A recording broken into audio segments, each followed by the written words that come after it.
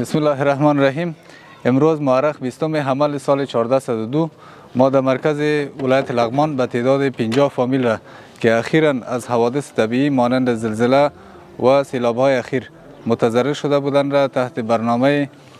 تحت پوشش برنامه کمک‌های مؤسسه احساس قرار دادیم. البته این کمک شامل 3 قلم مواد خوراکی و 2 قلم مواد خانه می باشه یا وسایل خانه. ان شاء الله این برنامه در سایر نقاط و در سایر نقاط کشور نیز ادامه پیدا میکنه و مؤسسه احساس با امکاناتی که داره کوشش نهایی خود را به خرج خواهد داد تا انفاق و کمک های شما را در سراسر کشور به دست نیازمندان بسپارد.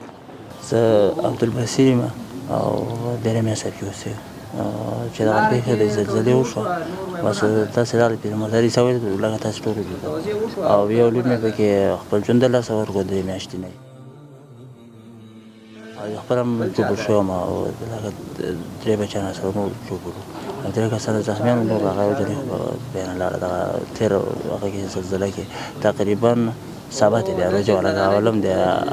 اخر عرفه و بس ثبات دی روزه بوزه کې دا کار وشو ثبات روزه